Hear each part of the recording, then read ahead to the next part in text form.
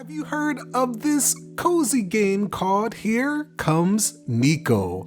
I bought the Whimsy and Wonder bundle from Humble Bundle, and it was one of the few games that initially stood out to me.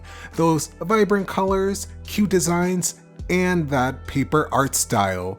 I want to talk about my experience with this game. Be aware, there will be some spoilers in this video, but let's get started. Here's Nico, who's looking for a job to become a professional friend.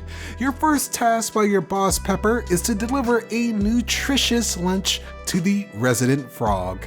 Your home is the tutorial level of this game, introducing the controls for Nico. You got the classics like jumping, diving, and wall jumping. Nico controls well when jumping and diving around. You can get around areas in unintended ways, which is fun. I really love when platformers loosen up the controls. It gives you, the player, a sense of freedom when maneuvering around the level, and it was just a blast to play. After helping the first frog with their lunch, you're awarded a coin, and that is what you need to travel to future islands. Seems simple, right? You help out others with their problems, and the reward is money. There are a total of 6 main islands in this game that I came across, and each one has its own unique challenges. The first area, Here Boss City, eases in the player with different collectibles and quests to help out the residents. These can range from planting seeds, to collecting insects, playing volleyball, and fishing. You'll also find optional keys, cassette tapes, apples, and letters in a bottle. It's a big old collectathon, but I'm glad that you aren't forced to collect everything. Thankfully, you can keep track of what items you collected and need to collect in the levels by visiting the train or whiteboard within the level. Of course, with these islands, you have many residents to interact with, which is fun to talk to, just to hear their silly jokes or what they need help with. It always made me chuckle or smile when reading what each person had to say. It's just wholesome and one of the highlights of the game for me. Nico's facial expressions complement these conversations from time to time. It's just this goofy behavior that I love to see in video games. The main story dialogue is spread across missions while riding the train. Nico either listens to voice messages or calls from their friend/family. These short segments give pieces of the story, and the letters in a bottle you find add extra bits too. Throughout the game, I got a better understanding of why Nico left and the issues they faced in the past. The second area, Turbine Town, adds block puzzles and wind machines. The previous puzzles like planting seeds, fishing, and collecting butterflies return. Generally, each island will incorporate something that relates to that geography. The previous planning puzzles increase in difficulty and variations, and then there's also additional puzzles that are neat to see. Even if they aren't the most challenging, it was fun enough to keep me interested. The third area, Summon Forest Creek, follows up with an entirely different environment with many hills and snow peaks. Visually, the level's appearance is nice for how simple everything is laid out, and the addition of the arcade puzzles and, believe it or not, giant hamster ball segments was a surprise. Though things like planting and insect collecting did start feeling repetitive around this part, the music though is excellent, and that can be said for every level. And with that, I think it's an awesome time to jump into the sound design.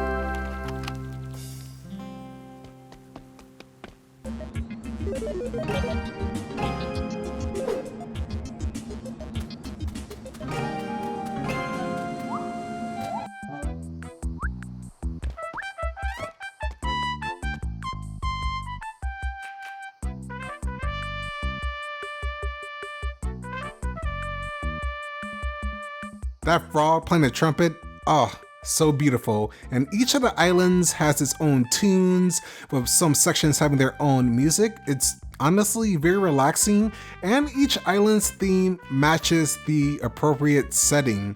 The sounds when collecting items, running around, and each character has their own uniqueness when speaking. It gave me really Animal Crossing and Banjo-Kazooie vibes. With so many good things to say about Here Comes Nico, I want to point out some of the lesser things I enjoyed throughout the game and possible ways to make it less annoying. These are mostly quality of life changes, since I believe the base game is good in its own right. The hamster ball controls were off-putting to utilize. Sometimes the jump button works and other time it's delayed. It makes for some annoying platforming, which is a shame since I like the non-ball movement for Nico.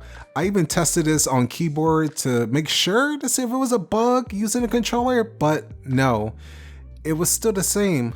Delayed jumping around no matter how many times I tried to press the button, time my inputs, or even hold down the spacebar, it was definitely not consistent. On top of that, recalling also sends you back to the start instead of dropping you off where you were. I can see pros and cons to this. It's nice being able to get back to the era where you started, since it can save time after you collected all the seeds, but if you see something you want to collect, you're out of luck since only seeds can be picked up. An easy solution is allowing the player to either pick up extra collectibles or just have a button to drop off where their current position is.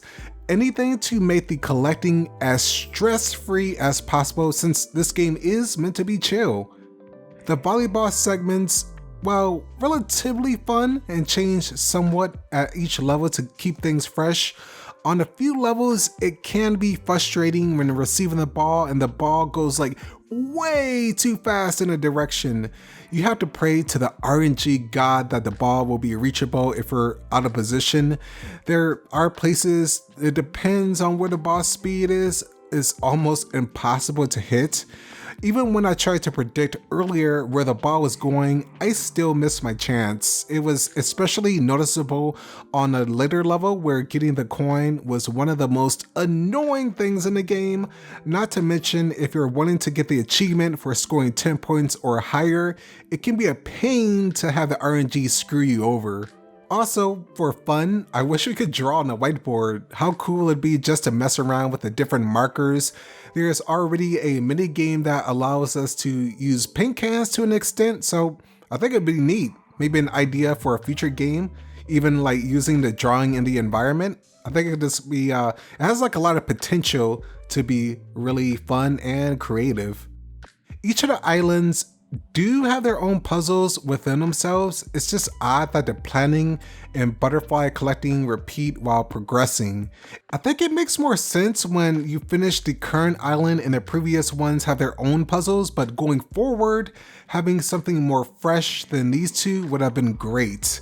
Backtracking for 100% was by far my biggest issue. Getting the coins at first doesn't seem bad since Pepper tells you where you can find one in the level, but there are some he won't alert you about. I'm not sure why this happens. It made me waste so much time trying to find what I missed. Don't get me started on some collectibles, like you'll have cassettes placed in a random bush in the level. Going through them was really monotonous. It's sad because I feel like everything else, while it has its issues, didn't feel awful. And that should not be the case in this type of game where you're just supposed to be vibing.